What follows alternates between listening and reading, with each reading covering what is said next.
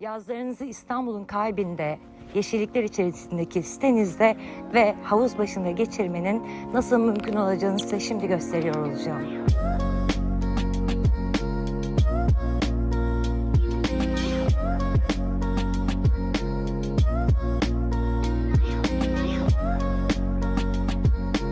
Güvenlikli sitede oturup, havuz başından çıkıp, evine bahçeden girebilmek mükemmel değil mi?